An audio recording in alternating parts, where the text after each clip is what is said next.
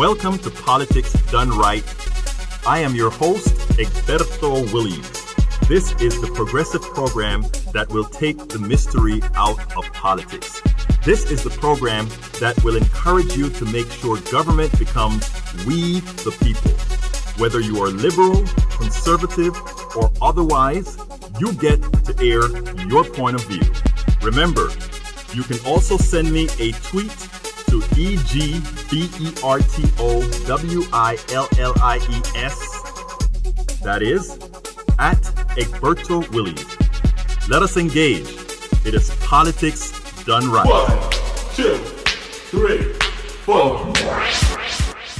Well, folks, welcome to one more edition of Politics Done Right. I'm Egberto Willies, your host. Thank you so kindly for being a part of the show. We are going to have a great show for you today, as usual. But, before we get started, and first of all, I'm back.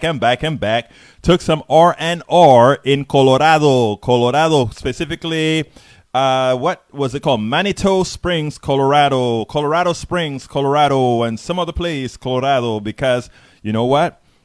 This is a beautiful country. We have beautiful natural resources that we can use economically. We can have inexpensive R&Rs, road trips all over this country if we keep things the way they should. If we ensure that regulations prevent corporations and all the others from destroying our natural habitat. If we prevent all these things from happening, and the only way we can do those things is if we take back control. We the people of the United States and other form of union, we the people take back over to ensure that we cannot be pilfered. But before we get started, I want to remind everybody that what you want to do, what we ask of you to do, is to share this program all over the internet. If you're watching it on Facebook Live right now, folks, please share that it's on your wall. If you're watching it on Facebook again right now, please share it on your wall, your page, your instant messenger. Go ahead and let people know that the truth is going to set us free and that we are all about the truth here. It is important that we share because you know what? They are stifling the message. You notice today what Trump did?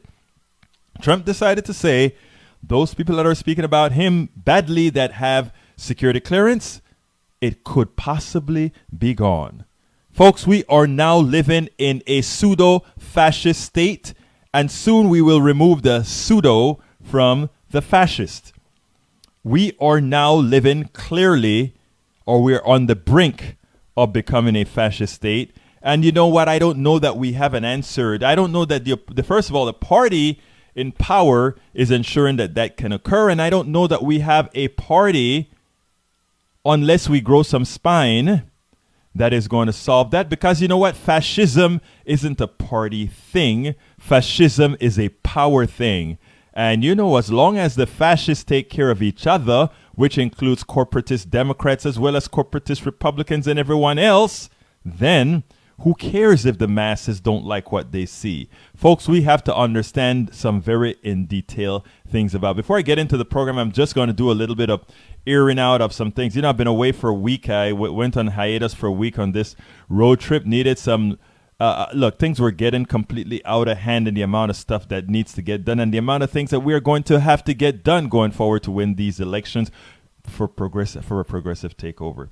Again, for those of you that are just coming in, if you're just starting, please go ahead and share this post. Welcome, Bruce Pollard. Welcome, Michael Rudnin. Welcome, Kirsten Joviela Valandra, and all the others that I can't see right off the top right now. Welcome aboard the train. Please go ahead. If you're just starting, I would like to ask you so kindly to go ahead and share these programs. It is so essential that we do so, because if we don't do so, you know what happens, folks. What happens if we don't do so is the plutocracy wins. The plutocracy wins. I'm trying to find a way, because today I don't have I am unlucky that I forgot the password to one of my notebooks, and you know what that means? I am going to be doing everything by this little thing here, the phone. So I have a friend, she knows how to, she uses a phone for everything, right? And I am like, wow, I need to sort of learn how to do that. And you know what? It looks like I'm going to be forced to do so today, given that my pad is out of commission. And you know what just happened? My phone just turned off. I don't know why it turned off. But anyhow, I said I wanted to speak about some other things as well.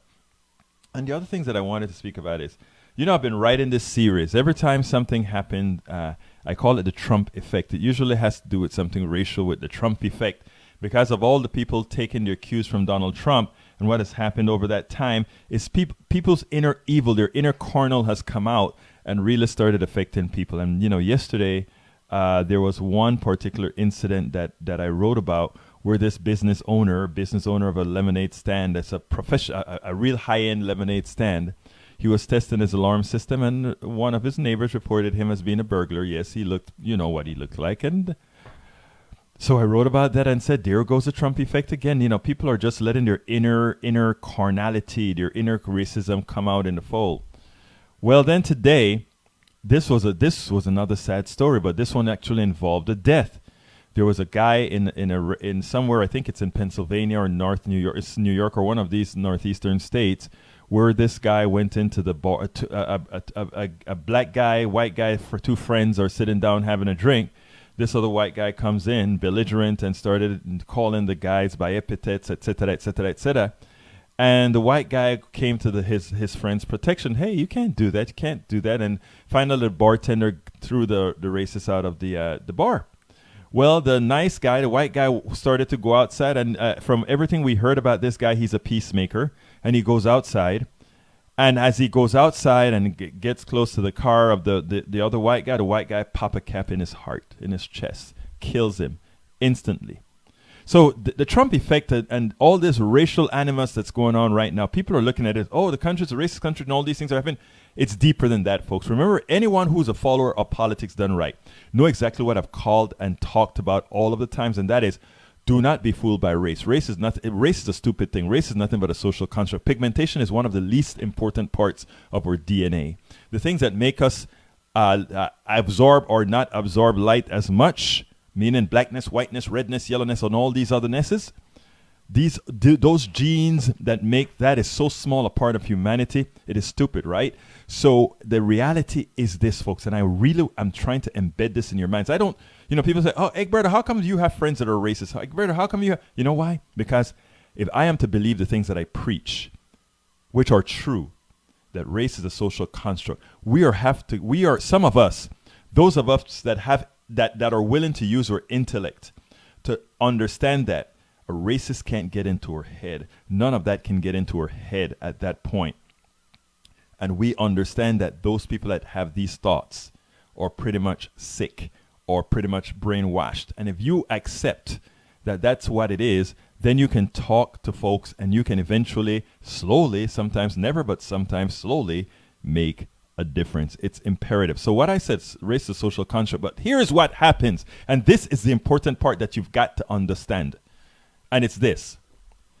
The reason Trump and his cabal, and it's not just Trump, don't be fooled. Don't think that all those great liberals and those great rich progressives and those great rich right-wingers don't share something in common. They share something in common, that they're on top, and that the particular political or particular economic system that we live in today requires a certain amount of extraction from people. In other words, when you hear about growth in our economy, you cannot have that based on our current economic model. Okay? So what it means is that we constantly have to extract to manifest that growth. If the growth of the wealthy is larger than the growth of the masses, then that means it's an extractive process. We're extracting from everybody else to satisfy the growth needs of that small amount. And I said growth needs. Their desire for growth, not growth needs, but their desire to grow. That's what it takes. So what's happening here is there was a time when a lot of this extraction occurred for free. Slavery, it occurred for free. Paying cheap labor to minorities, it went for free. This not allowing a certain group of folks in this country to progress.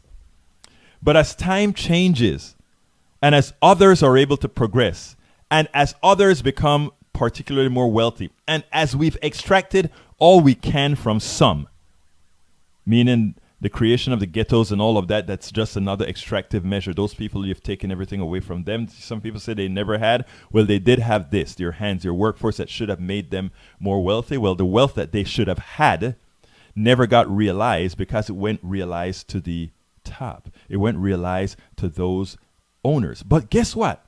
After you've used up all the others, then who do you think they're coming for? My dear white brothers and sisters, they're coming for you. And that's who they're coming for now. But they don't want you to know that they're coming for you, because you make up still 60% of the country, right? They don't want you to know that they're coming for you. So what do? They create the scapegoat. They create the boogeyman. And the boogeyman are those immigrants. The boogeyman are those others. So they get nationalistic now. And somehow American nationalism means mostly white people. And brothers and sisters, white brothers, black brothers, white sisters, white brothers, everybody in between. It's a game they're playing on all of us. And like I've always said on all of my programs, and I repeat this over and over and over again, and I have to, and I ask you to do the same as well. When we can unite the barrios, the ghettos, and Appalachia, that means when we can unite all these people that think that they don't have much in common, which in fact they do have more in common than anything else, that is when we win the battle. One of the things that politics done right is involved for is educating folks of all stripes. I don't care where you live. I don't care if you live in Appalachia. I don't care if you live in the barrios. I don't care if you live in the ghettos. I don't care where you live. The idea is to enlighten our minds and to allow us to start thinking differently.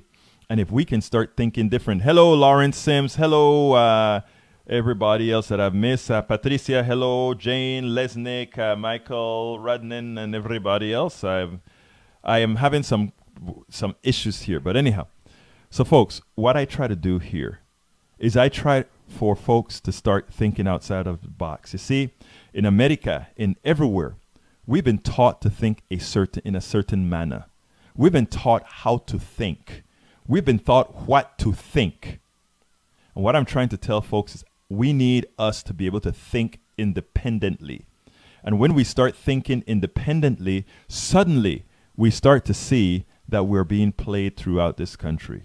We start to see that we're being played. And if we can start seeing the truth, if we can start seeing these things, then suddenly a whole lot of stuff makes sense. For those of you who are just joining us, folks, please go ahead and share this program. Share this program on your wall. Share this program everywhere because it is essential. But anyhow, what is the program's title today? Calling out Democratic Corporatists is not divisive, but necessary. That is the title of our program. And it's important. Calling out Democratic Corporatists is not divisive, but necessary. And why is it necessary?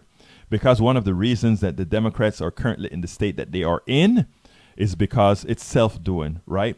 And, a lot of folks give me hell for talking about corporatist Democrats and establishment Democrats, and they are saying, in fact, on Daily Kos, I had an article that exploded, two articles that exploded on Daily Kos yesterday that I had.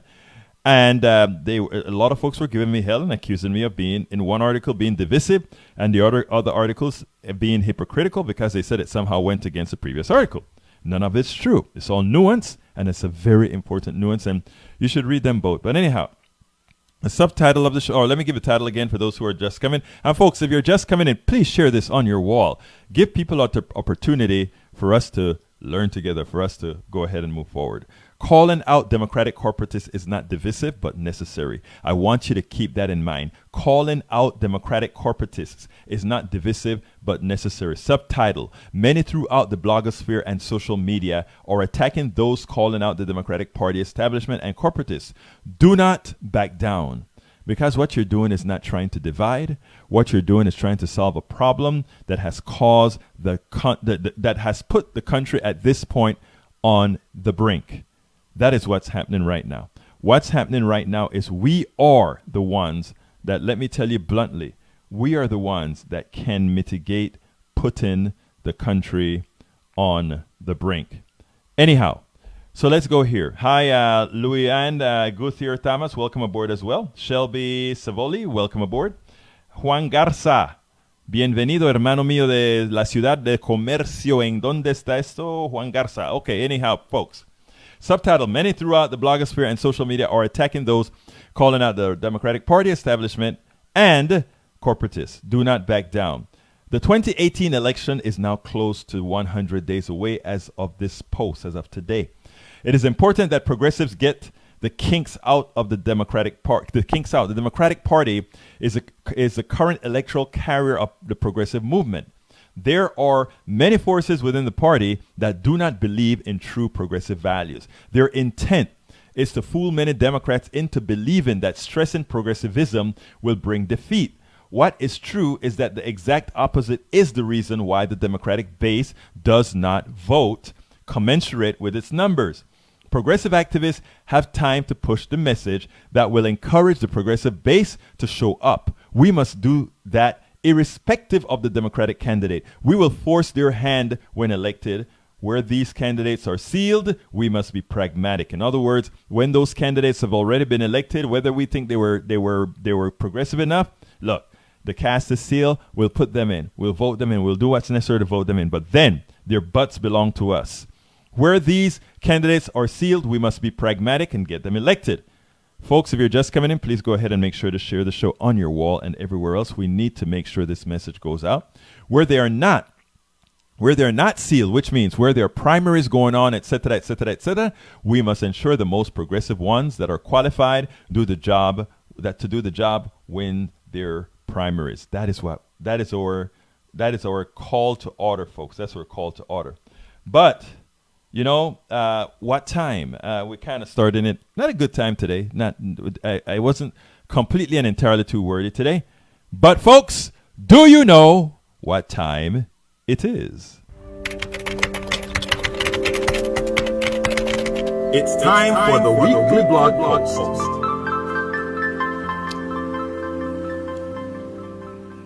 Okay.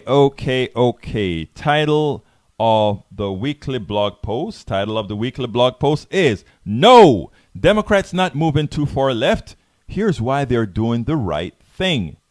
And here we go. I am completely tired. I'm tired of the establishment Democrats, corporatist Democrats, and the corporate media attempts to inflict fear into the American psyche about the Democratic Party. They are trying to gin up a false concern that Democrats are moving too far left. Do not buy it, and here is why. Absolutely do not buy it. Progressives must ignore the corporate Democrats' attempt to continue centrist policies cloaked as democratic principles. They are Republican light. I repeat, they're nothing but Republican light. Salon's article titled, Some Fear Democrats Are Veering Too Far Left, but Does Centrism Have a Future? Says it all. In fact, they brought in Democratic Party traitor Joe Lieberman to make their point. Are you serious? Joe is the man who defied his party oath to support John McCain over Barack Obama.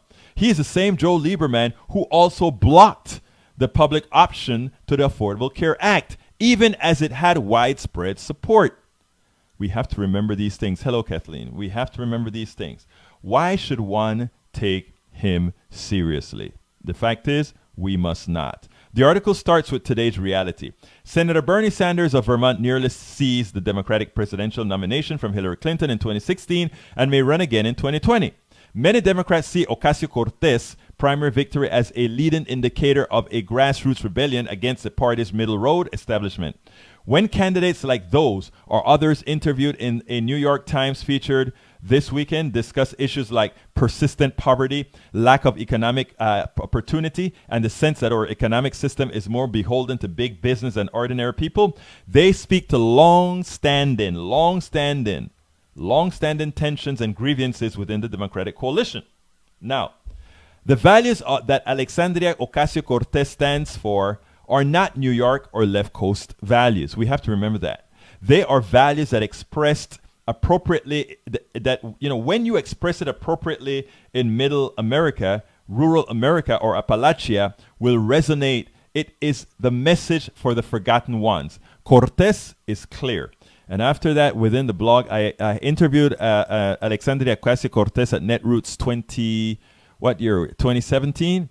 And we had a great interview, and check it out on the blog of the week. If you can just go to our blog post and click on the blog of the week and listen to that interview that I did with Ocasio-Cortez. The article then veers off to the fallacies put out by the corporate Democrats. And here's it, quote, at the same time, many Democrats are uncomfortable with this apparent left turn. For the party to be politically viable in the future, it must develop an approach to governing that can win as many voters as possible and that can work not only in theory but in practice. One standard bearer for this view is former Senator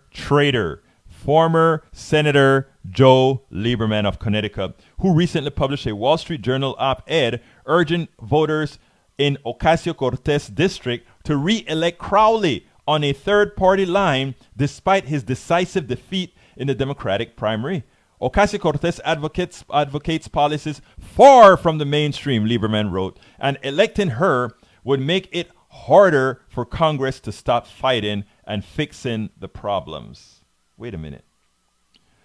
Alexandria Ocasio-Cortez, far from the mainstream? Please tell me, if you're listening right now, write it down. Tell me, what policies specifically is Ocasio-Cortez supporting that is out of the mainstream? I'm lost. This is what we talk about when I talk about corporatist Democrats, establishment Democrats, and all these other people. Some of my good Democratic friends, some of my are very good Democrats, they are programmed to believe that you're attacking the party. We are not. But how can somebody listen to the words of Ocasio-Cortez, who is simply looking to solve the problems of the people that are in trouble right now, the folks that can't save, the folks that can't send their kids to school? And that's out of the mainstream? And we are giving this guy serious consideration as far as making an op-ed that he writes important? Come on, folks. Come on. Let's stop thinking or letting others think for us, and let's start thinking for ourselves. Continuing what the paper said. And this is the problem. These corporate Democrats are directly, and this is my prose, these corporate Democrats are directly responsible for the faltering of the entire Democratic Party through the states and federally. Democrats lost governorships and state houses. Many Americans did not feel they were on their side economically. That is why they lost it. They didn't lose it because Americans suddenly became not democratic anymore. They lost it because people wondered, who are these people fighting for? Should I spend some money on a taxi, on a bus fare, lose an hour of work or anything to go vote for something that's going to stay the same? No. And I know what, look, I'm going into the psyche of people. I'm not necessarily saying that the Republican Party and the Democratic Party are the same. I am not. They are very different. They are very different, but the corporate entities within both parties are fairly equal. Of course, one gives the semblance of supporting the middle class and the poor. We'll go into that later on. But anyhow, continuing. So they did not vote. They felt Democrats took care of corporate interests first and then provide crumbs for the masses. Yes, they consider the masses from time to time, the Democrats that is, but their solutions inevitably hurt the middle class and poor. We do not have to argue about any of the issues any longer, as they are proven out by the data. You know, I get tired. You know, we had 16 years of Clinton, Obama. We had, 20 years of Bush, and Reagan. All right? That's what we had. And there's one thing that has continuously been the same. The corporatists in both parties did very well for their people. And the other thing that is true throughout those administrations, whether it is Democratic or Republican, is that the poor got poorer and the rich got richer and the middle class continued to decline. This is not up for debate at all. Those are the facts. Yes, the economy did better under Democrats. That is a fact. Yes, the economy did not do as well under Republicans. That is a fact. But it's also a fact that the middle class never did very well. The vast majority of the middle class never did very well. And the disparity that we see right now, the reason people are living from paycheck to paycheck, the reason people cannot save for the future, the reason people cannot have a real retirement, the reason people have the people's kids have to go and pay a mortgage to go to school. When my daughter's done with school, she's probably going to be out pretty darn close to $500,000. just for med school because I paid her undergrad. Think about that, folks. That means with all the tax cuts that went upstream, it meant lower taxes for schools, and people now had to borrow for that.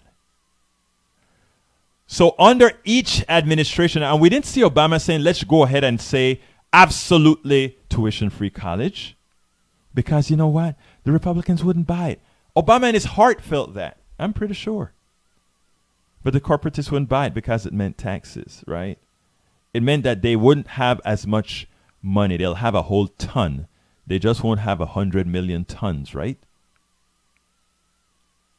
So the voter, what is the voter going to say? What difference does it make? Why should I spend my time to go out and vote? We understand, man. I understand that. Does the establishment Democratic Party get it? No, they do not.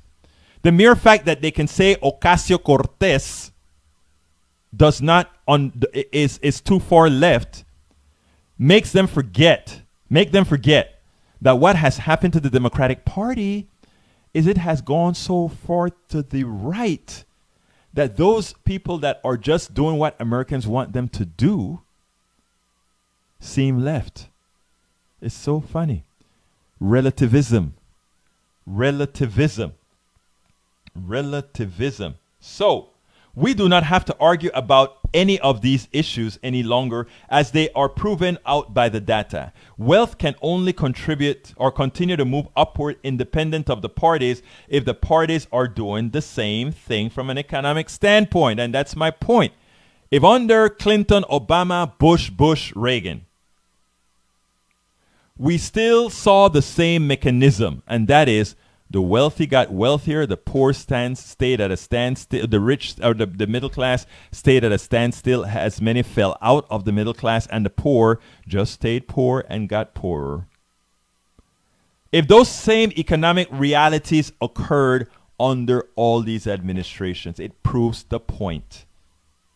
And that is why progressives have got to push and ignore anything anybody tells you about you're splitting the party, you're doing... No. You are going to make sure Democrats get elected. You are going to make sure Democrats get elected, and you're going to hold them to the fire, irrespective of what their theory of ideology was at the time. But do not stop telling the people that you need to go out there and get to vote what they're going to be voting for. And in another document, I wrote a thing about what every activist, every politician should have at the tip of their tongue to let them know what we progressives are going to be fighting for when we take over Congress, the Senate, and the White House. And for now, the Congress and the Senate. We're going to start telling them what we're going to do. We forget about the politician. Don't do anything to cause these politicians, these Democratic politicians, to lose. Because the fire begins after the election. You see, one of the things that we did after Obama got elected, Obama came with some nice, beautiful stories. And he meant them. Don't get me wrong. El Señor Obama meant all those things that he said. There was one issue. There's something called the presidency. And the presidency is more powerful than the president.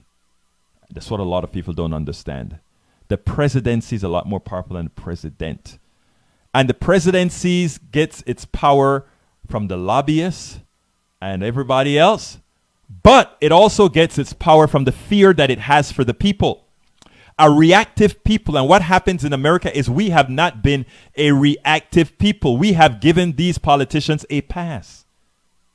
So what we're going to do is we're going to get them Democrats, all of them elected.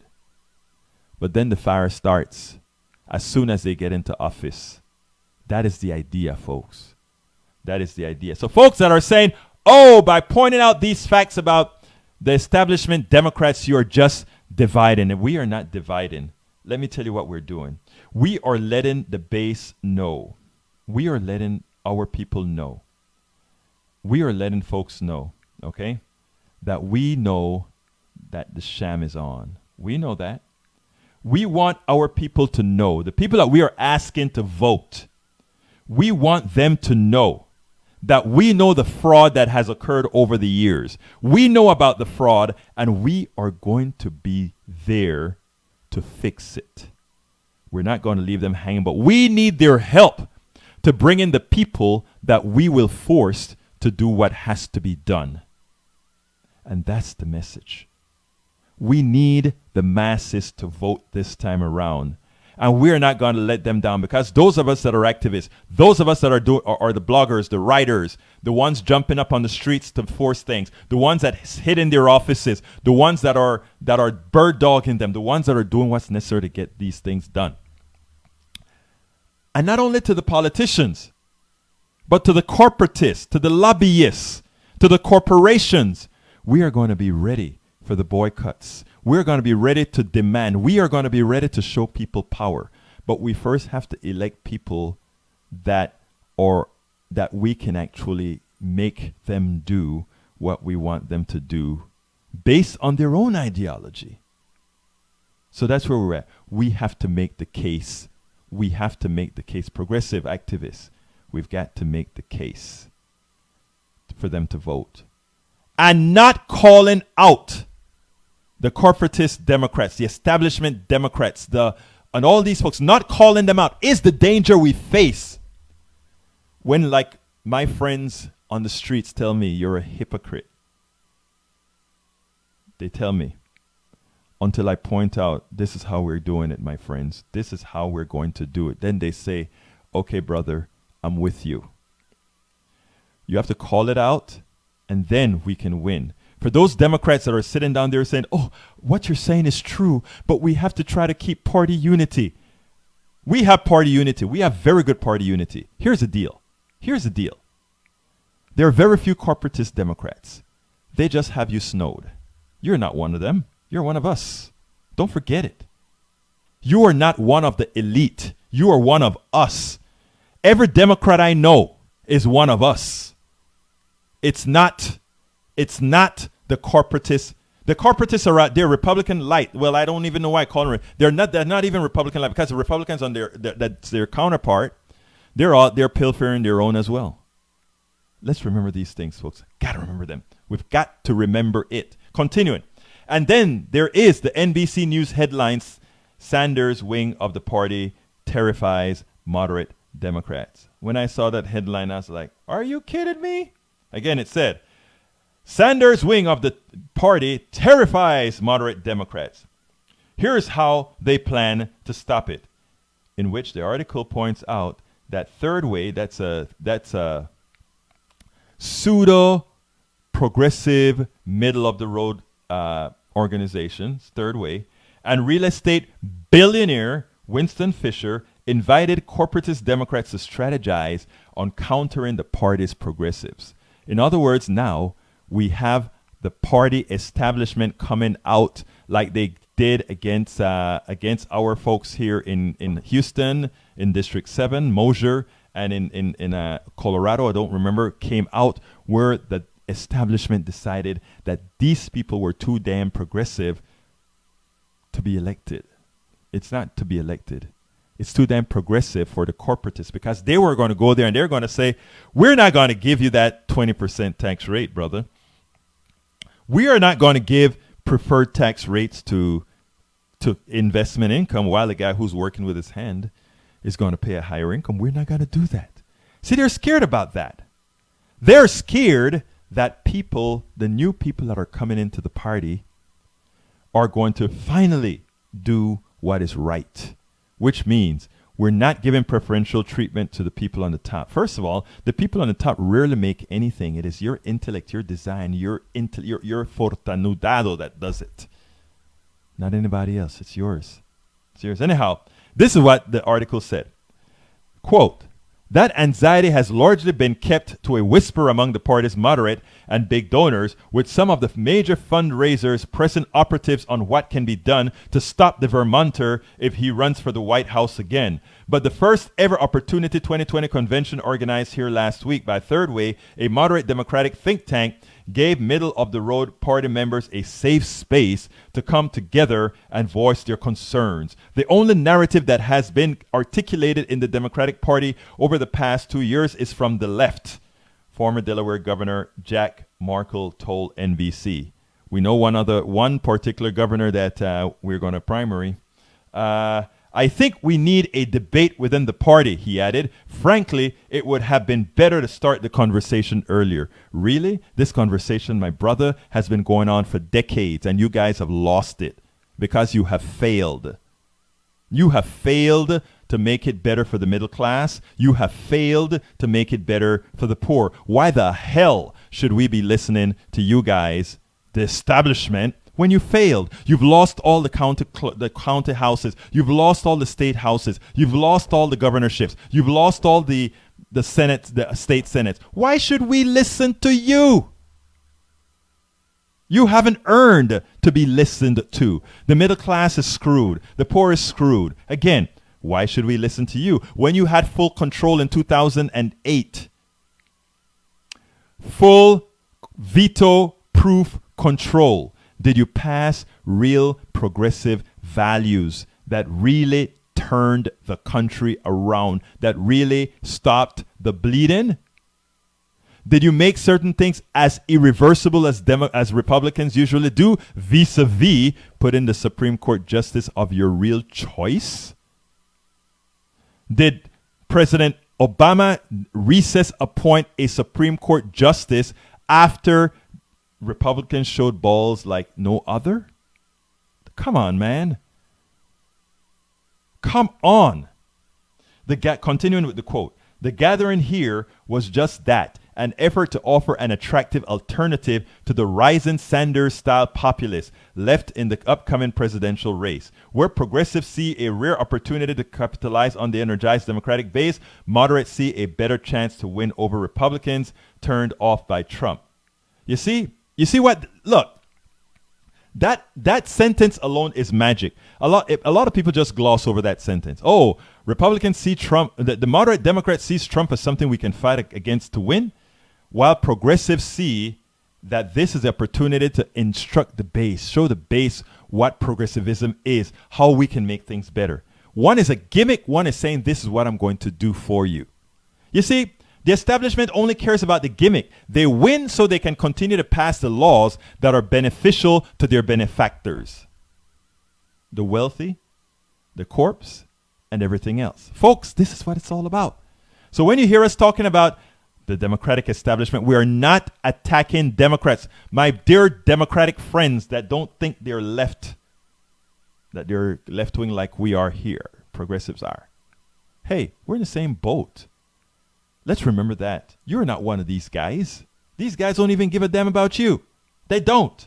The fact that a billionaire real estate developer, Winston Fisher, co-hosted the event and addressed attendees twice underscored that this group is not interested in the class warfare vilifying the millionaires and billionaires found in Sanders' stump speech. Well, I think it is high time for us to start talking about class warfare. And you know what? I've been speaking about it for a long time. I wrote the book, Class Warfare.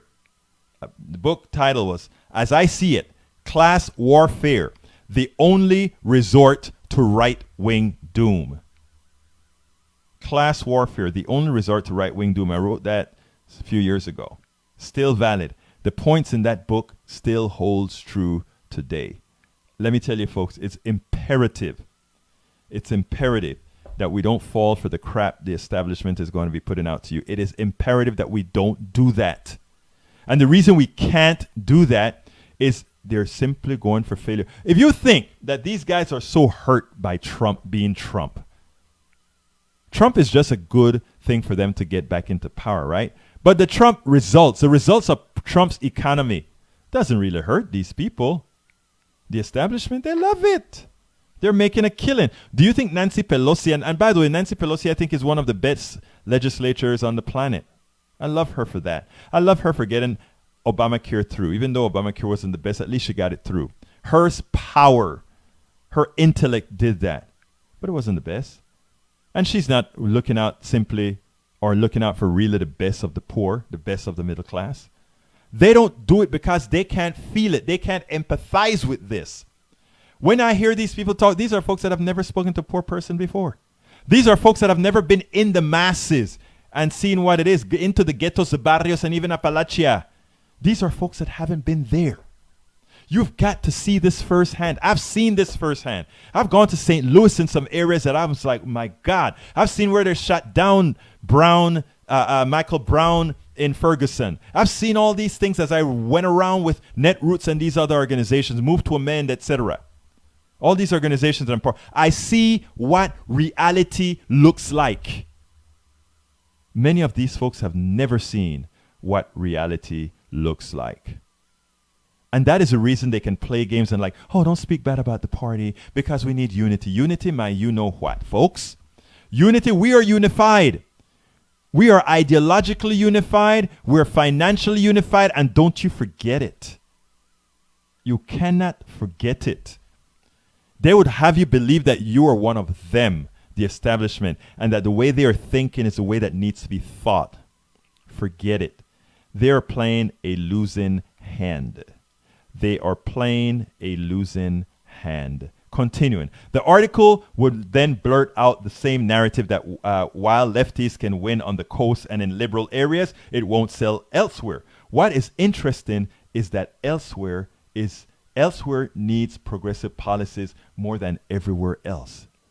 Think about that. That is what I'm saying there, what I'm trying to say. When people talk about they can't win in the other parts of the country, the other parts of the country are poorer. The other parts of the country are screwed. Appalachia, there's nothing rewarding about living in certain parts of West Virginia that voted 80% for Trump. There's nothing benevolent about living in certain ghettos and barrios. There's nothing. There's nothing in Middle America that's going there to be built. Factories. They want to just have extraction of coal and extraction of minerals. In other words, those folks work like hell to extract a raw material, and the added value to that material occurs elsewhere where people actually make money. So they're being screwed all over the place, right? All over the place. And folks, Democrats should be the one telling folks these things. Democrats should be the one enlightening folks about these things. Democrats should be the ones that are putting on that message, that positive message that says, folks, I'm here for you and we are going to get things changed. So if Democrats are to live up to their democratic platform, instead of trying to become false moderates or acquiesce to Republican lightism, they should go to where Americans are and start representing the wants of Americans. If one asks American about the policies they want, they are decidedly progressive, not corporatists, as Elizabeth Warren pointed out in this speech at Netroots Nation. And, you know, I have that speech in the blog of the week. Check it out. Netroots Nation, I don't remember what year it was. Elizabeth Warren gave a hell of a speech where she pointed out that when you ask Americans, whether they're Republican, Democrats, or whatever the things that they want, it always turns out that the values they want, barring certain very specific social issues, are undeniably progressive. And we have to realize that. We are the ones holding the cards. We are the one holding America's values. We are the value voters. We are. We have to start acting like it. We have to start believing it. We have to stop letting even the corporatist Democrats and established Democrats make us believe otherwise, because that's what they're doing. Folks, we need you activists to be activated. We need all of you guys to be doing what we need to do to win. And it's not calling these people out. It's calling them out and having the solution as far as how we're going to do it. So they miseducated Democrats. Continuing, Democrats should learn what made Republicans successful in making America vote against their interests. They miseducated a base that became effective in electing them. Our job is much more doable as we have the truth and wants of Americans aligned with our values. It is clear that corporatist Democrats' intent has little to do, firstly, with middle class and poor Americans. They believe in taking care of the wealthy first. They want to have trickle-down economy with a compassionate facade. I repeat, they want to have a trickle-down economy with a compassionate facade. Look, there is no need for Democrats to fear progressives. None. None. Democrats should never fear progressives. It is the establishment they must worry about, as they have continuously brought pain to the middle class and the poor by not offering enough to win. Remember, we lost all those state houses, all those senates, and by the way, the gerrymandering that occurred is directly responsible for the losses we had in all these houses of representatives and all these state senates. If we had not lost those, the gerrymandering that really put the republic at risk would not have occurred. So how dare these elite, what I call the elitists within the head of the Democratic Party, how dare they think they can tell anything to activists, progressive activists? How dare they believe they have the right to tell us when the thing that they are the best at is losing? When Obama wanted to win, he went around them. Let's remember that. When Obama and Obama won't say that. Obama is a staunch, good Democrat, and he won't say certain things as being the head of the party, etc. But when he wanted to win, he went around the party. He did things his way. And doing it his way, won 2 elections that he should not have won. It's so important that we see reality and not fall for what a lot of folks would want you or would have you believe. Reality is better than anything else. And we have to remember that, folks. So anyhow, repeating. There is no need for Democrats to fear progressives. It is the establishment they must worry about, as they have continuously brought pain to the middle class and the poor by not offering enough to win. Progressive candidates that effectively message will sell. And there's no doubt about that, I repeat. Progressive candidates who go ahead and sell what they have to our regular, to our people, they are going to win. I have no doubt about that. Do you? You should have no doubt about it. Folks, telephone number 646-716-5812. Again, that number is 646-716-5812. I would love to hear your point of view. Do you agree with me? Do you think I've missed the ball? Remember, this is your show. And whenever I say this is your show, that's what I mean. But before I need to make a quick pitch, I forgot to do that during the middle of the show. Please do remember this is a progressive show, one of the progressive shows that's intent on informing you of all things progressive, and not only that, on what we should do to win. I promise you to never lie to you as other programs do. I promise you to never fudge. And that's not to say that I won't make mistakes. I will make a mistake here and there. And I promise you, when I make a mistake, I'll be the first one to come right here on air and tell you I screwed up and this is how I correct it. That has always been the modus operandi for Politics Done Right, because what matters here is the truth. Unlike what you get on TV, we don't have to be tempered by the advertisers that are on TV. We don't have to be tempered by the lobbyists that are forcing us to do certain things. We don't have to be tempered at all. So therefore, as I mentioned before, this is your show. And what we ask you to do is, folks, we need you to support this show. And to support this show, please go to patreon.com/politics done right. I'm going to be quick on this one, but go to patreon.com/politics done right. That is how we get things changed. That is how we actually change the world. We change the world by being proactive, by being a part, by being actively making change. And that's what we do at Politics Done Right. I don't ask you to do anything that I don't do.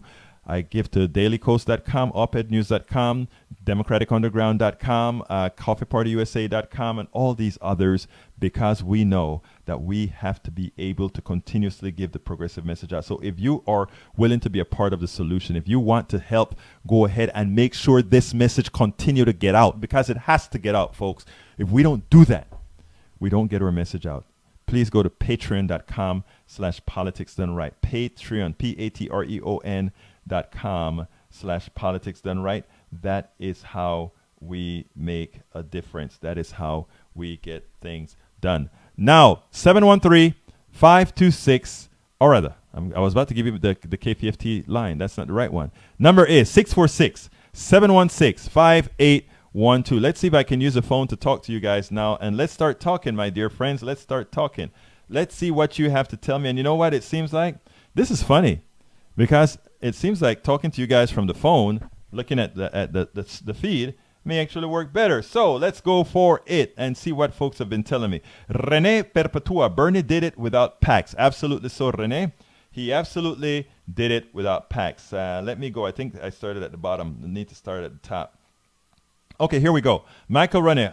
Oh, hey, you're back. Yes, I'm back from Colorado. Needed some R&R after some very stressful doings. I mean, as you know, political activism ain't easy, and you just sometimes have to say, you know what? I have to refresh myself because the next 100 days is going to be a killer. We're going to be all over the place the next 100 days because we are going to win. You hear me, folks?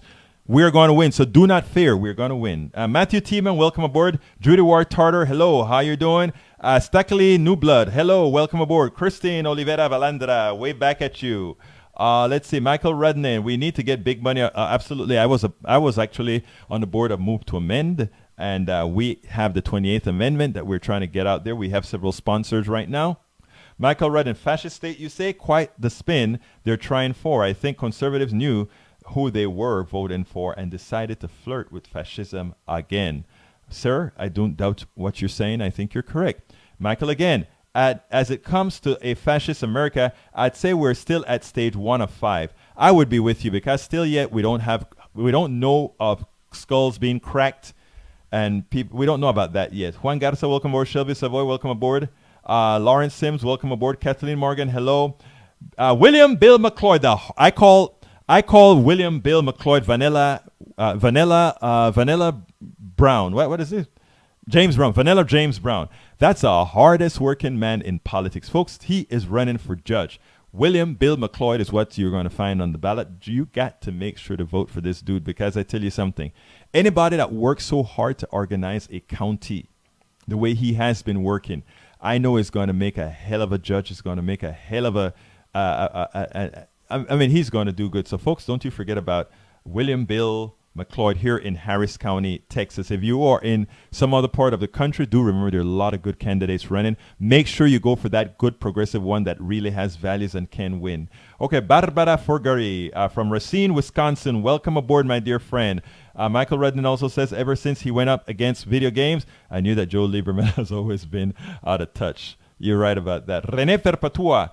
Ocasio-Cortez is the future. Bye, Lieberman, you traitor. That is what he was, Rene. Louis Johnson, mainstream Washington is not mainstream America. Magical, my brother. Magical. That is absolutely true. I don't think those folks have ever broken bread with somebody that wasn't a millionaire. I don't think they've broken bread with somebody that wasn't a 100,000-aire. They need to break bread with folks that live on the street. You know, every so often when I go out there and you see somebody looks crazy on the street or whatever, I try to talk to them and see exactly what happened. What's your genesis for your problem? And you learn a lot. A lot of these folks are a hell of a lot more intelligent than you think. They're where any of us can be set given the right circumstances, and we should find that out. We should realize that. Rene Perpetua, Obama made a big mistake when he tried to compromise with hardcore Republicans. Should have gone in with double barrels. Yes, he should have gone in with a damn bazooka. Michael Redden, those 5 talking points Egberto was talking about. Thank you for pointing that out to the group. Dalia Lugo, ¿cómo estás, hermana? Welcome aboard. Bruce Pillard, Moms Demand Gun Sense Action meeting tonight at 7 p.m. Kingwood Library. Hear that, folks? Those of you in Kingwood, Texas, at the library tonight at 7 o'clock, there is going to be a Moms Demand Gun Sense Action. I'm surprised that is occurring in Kingwood, Texas, one of the most conservative areas in the country where I'm at, of course. But again, that's all my people. I enjoy talking to my conservative friends who, by the way, are not as conservative as one would believe, because many of them, when we're done talking, they're like, I see that. We're not trying to convert anybody. We're just trying to get to the truth. Anyhow, Michael Rednan, there is a bunch of blue dog Democrats who are more likely like Republicans than Democrats. Yes, they are. But you know what? The fact that they still have the blue on them, those of them that are sealed, like I mentioned in the blog of the week, we're going to elect them. We have to elect them. And after we elect them, though, we're going to hold their pants to the fire. We're going to make life difficult, and we're going to be preparing a challenger in case they misbehave. So it's a double barrel, as somebody else said before. We're going to force them to do certain things and let them know that a challenger will be waiting in the wings, which will have our 100% grassroots support. Rene Perpetua, party unity is a euphemism for corporate Dems. Oh my God, you're so smart. You're absolutely right. Michael Rednan, we've had 5 decades of wage stagnation. That requires progressive policies. Absolutely so. Absolutely so. And that's what I was saying. 5 decades mean that we've had the same thing has occurred under both Republicans and Democrats. So why do you think people don't vote again? When they don't, the way they see it, a lot of people, the way they see it, the more things change, the more they stay the same. You have to give them a reason. I love that. Corpse. That is so funny. I love that. Anyhow, Michael Dean Newton, hello, welcome aboard. Elsewhere need us. Exactly. Elsewhere needs us. That's what I've been trying to tell a lot of progressives, right? Let's stop speaking to the choir. Let's expand our horizons. One of the reasons I have Politics Done Right and I try to get Politics Done Right and I tell everybody to share Politics Done Right is inadvertently it will be shared into some of the right-wing streams. And somebody, not all, is going to listen to it, and somebody, a seed is going to be planted. And when that seed gets planted, that person will be more effective in speaking to his crew than I would be. And that's how it works. Slow and steady, but that's how it works. Folks, let me tell you, this is real, and what we're doing is important. And by the way, you supporting Politics Done Right is also important. Patreon.com/Politics Done Right. Please go there and subscribe to our program. Last night, I finally got my thank you sheet up, where I went ahead and thanked every donor to the show that I could think of, that I could find, that I could read, get out of Patreon, that I could get out of all our other databases that have contributed to the show. I finally put that up, so you guys can go to our site and see all those people that have donated to Politics Done Right, and you can be one of them. Why don't you be one of them? Go to our Facebook page, click on it, and even within that page where we thank people, we're showing you how you can become a subscriber to Politics Done Right or simply a donor to Politics Done Right, whichever one you prefer to be. Okay, René Perpetua and overturning Citizens United, absolutely true. Rudnin and Perpetua were busy today. I love that. René, that's number 1 in the list. Michael Rudnin, we get rid of Citizens United, replaced with publicly funded elections. Politicians will no longer need to spend more than half their time raising money. That is what we've been talking about for a long time. Folks, we still have time for one quick call, 646-716-5812, 646-716-5812. René Perpetua Burnett did it all without PACs. Let me do a last refresh because we are going to have to close the program down pretty soon. But let me do a quick refresh to see if I have any more messages in that I need to talk about before we. Oh yes, we have more from. Let's see. Let's scroll. Oh, I got quite a few more in. Let's see. Let's see. Michael Redden says, Renee, that's number 1 on the list. Michael, we do need to get rid of Citizen Perpetua. Yeah, okay, we have. All progressives do it without super PACs. William McLeod said, yes, making an error is human. Not correcting errors, well, let's just say is a problem. Glad you are human. We are all human, and we should realize that. Folks, that's what it's all about. René Perpetua then says, that's the future, Michael. It will turn around. William Bill McLeod, who is running for judge here in Harris County, and who better win given the work he's doing, he said, yes, winning is in our blue blood. Absolutely so. Michael Rudnin says, 28th Amendment, yes, and that's what when I was a member of Move to Amend for several years, and that's what we've been working on, and that's what they're still working on. Great group. If you ever heard of Move to Amend, go to movetoamend.org. A very good group that is worth your support as well. Absolutely worth your support as well. And let's see if I have any more messages before we shut it down. Glad you're back, Egberto from Rene. Look, I'm so happy to be back. I couldn't stay away. If you notice, I did a couple of videos, one on single-payer healthcare. Let me tell you what had me upset, and then I'm going to have to close her down. There was a big report that came out on, I think it was on, when did I go? I think it was on Thursday. No, Wednesday. Where the guy that's running for governor of Maryland, I don't remember his name. He used to be I think he was mayor of New Orleans or one of those places, or was head of the NAACP. Jealous, who's running for Maryland. He came out and he said that he wants to support single-payer health care. Some report comes out and says how expensive it's going to be. And the reason these reports come out as soon as somebody looks like they may get elected with this policy, you always have these reports that come out to scare people. Say, oh my God, it's going to be expensive. Folks, math is absolute. Don't believe it.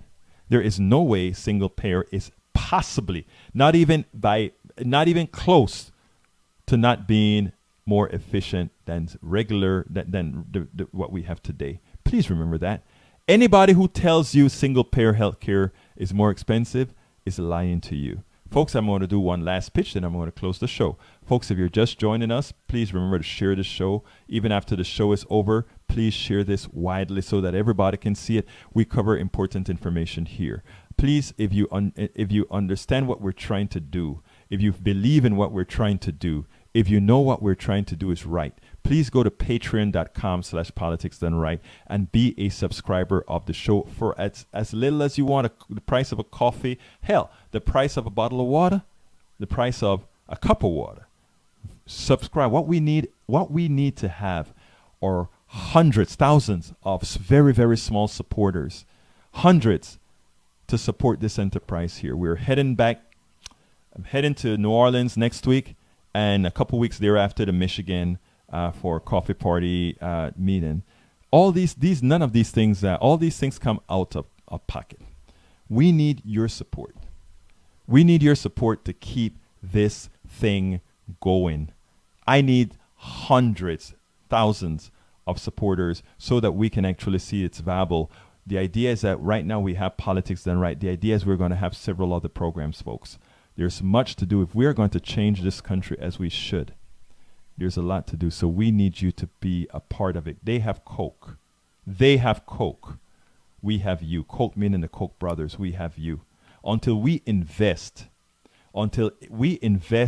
the way they invest. We don't have to invest the dollars that they invest, but we have to invest the little things for those of us who want to move forward. Until we get there, they're going to continue to take advantage of us. We have to show pushback. You need the Politics Done Right. You need the Young Turks. You need the Majority Reports. You need all these programs that inform different audiences, how we can come together and coalesce to beat a system that is extracting from us, to beat a system that is robbing us blind, to beat a system that is looking into your eyes and saying, you know what? You are so stupid to believe what I'm saying. That's what they're telling you. The Powell Manifesto was designed to screw you, and it's almost entirely in effect now. And what we are doing is being the counter argument to the fallacies. But we need your support. Patreon.com/politicsdoneright. My name is Egberto Willies. This is Politics Done Right, and you know how I'm going to finish it. I am out!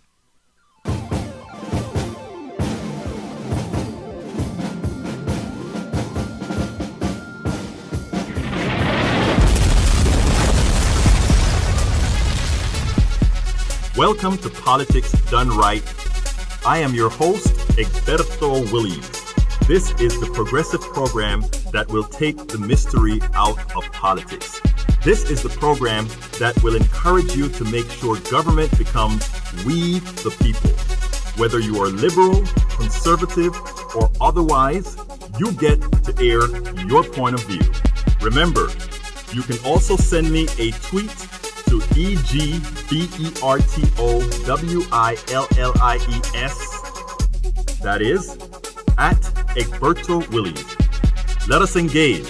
It is Politics Done Right. 1, 2, 3, 4.